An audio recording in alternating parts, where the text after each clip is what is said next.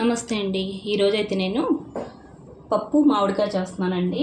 కొద్దిగా పలసగా ఉన్నట్టు చూడండి. ఒక గ్లాస్ పప్పుకి 4 గ్లాసులు నీళ్ళు వేసుకుంటున్నానండి. పలసగా ఉండాలి కదండి పప్పు, దాని గురించి వేసుకుంటున్నాను.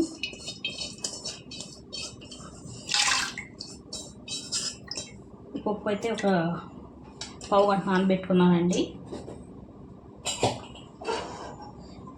ఇందులో మనం నూనె వేసుకుందాం తొందరగా ఉడకడానికి. ఒక 2 స్పూన్లు అండి నూనె.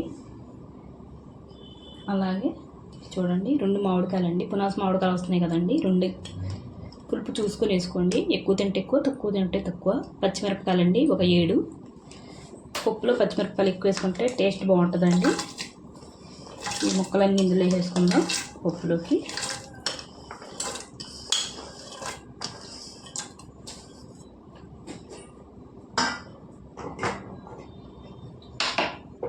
అలాగే ఇందులోకి పసుపు వేసుకుందామండి.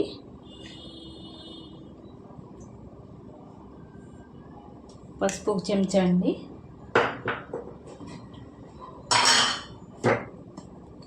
కారం అండి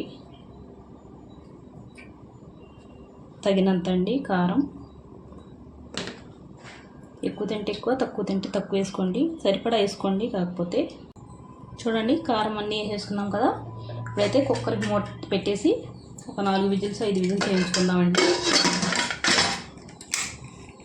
పప్పు ఉడికిన తర్వాత చూద్దామండి. ఉప్పు అవన్నీ తర్వాత వేసుకుందాం మనం. పప్పు అయితే ఉడికిపోయిందండి. ఇప్పుడైతే మూత తీసి చూద్దాం. చూసారు కదా, ఈ నీళ్ళన్నీ కొద్దిగా పక్కకు తీసేసి మెత్తగా ఎనుపుకుందామండి. ఇలాగైతే ఎనుపుకుంటే నీళ్ళు ఉంటే మెత్తగా అవ్వదు పప్పు. చూడండి పప్పులో నీళ్ళన్నీ తీసాను కదా. ఇప్పుడు రుచికి తగినంత ఉప్పు వేసుకుందామండి పప్పులోకి.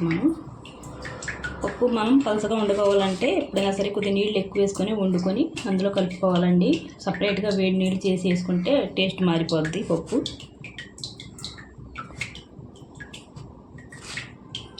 చూసారా, చూసుకొని వేసుకుందామండి ఉప్పు అయితే. ఇదైతే మనం మెత్తగా ఎనుపుకుందాం పప్పు. ఎనిపిన తర్వాత చూద్దామండి. చూడండి నేనైతే మెత్తగా ఎనిపేసాను కదా. ఇప్పుడు మనం తీసి పెట్టుకున్న నీళ్ళు ఇందులో వేసి కలుపుకుందాం. పప్పులో నీళ్ళేనండి, ఎగస్ట్రా నేను వేయట్లేదు. ఇలా వేసుకుంటేనే టేస్ట్ బాగుంటుంది మనకి పప్పు అన్నది. బాగా కలిపేసుకుందాం. చూసారా, ఈ పలసదనం అయితే సరిపోద్దండి. ఇంకా పలసగా ఉండాలంటే ఇంకొద్ది నీళ్ళు వేసుకొని వండుకోవాలి పప్పులోనే. చూడండి ఇలాగా. ఇదైతే తాలింపు పెట్టుకుందాం ఇప్పుడు పప్పు. ఇప్పుడు పప్పు అయితే తాలింపు పెట్టుకుందామండి. బండి పెట్టుకున్నాను. ఇందులో కొద్దిగా నెయ్యి వేసుకుందాం. నెయ్యి వేసుకుంటే టేస్ట్ బాగుంటుందండి పప్పు తాలింపుకి. అలాగే కొద్దిగా నూనె కూడా వేసుకుందాం.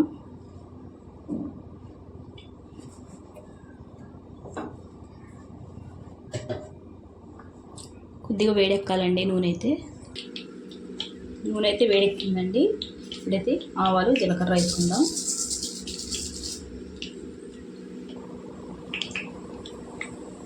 ఇప్పుడైతే ఎండుమిరపకాయలండి ఒక 4 తూచేసి వేసుకుందాం. తాలింపులో ఎండుమిరపకాయలు ఎక్కువ వేసుకుంటే బాగుంటుందండి. కొద్దిగా వేగాలి ఎండుమిరపకాయలు అయితే. చూడండి ఇలా వేగాలండి ఎండుమిరపకాయలు. తాలింపులో ఎండుమిరపకాయలు చాలా టేస్టీగా ఉంటాయి. ఇలా వేసుకుంటే కరకరలాడుతూ ఉంటాయి. ఒక 5-6 ఎల్లుల్లిపాయలండి దంచి వేసుకున్నాను. ఇవి కూడా కొద్దిగా వేగాలండి. ఎల్లుల్లిపాయలు అయితే కొద్దిగా వేగాయి కదండి. కరివేపాకండి ఒక గుప్పుడు అంటే 4-5 రెమ్మలండి. కాకపోతే ఇవి పెద్ద ఆకులు కదా, బాగున్నాయి. అయినా తాలింపులో ఎక్కువ కరివేపాకు వేసుకుంటే టేస్ట్ బాగుంటుందండి. ఇవి బాగా వేగాలి కరివేపాకు అయితే. చూడండి కరివేపాకు బాగా వేగిపోయింది కదా. అయితే మనం ఇందులోకి ఇంగువ వేసుకుందామండి. ఇంగువ వేసుకుంటే గ్యాస్ కూడా ఉంటుంది కదా.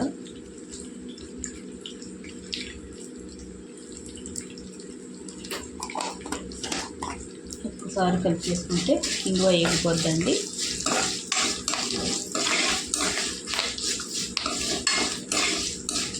చూసారా ఇంతేనండి. ఇదైతే వేసుకుందాం మిక్సీ కలిపేసుకొని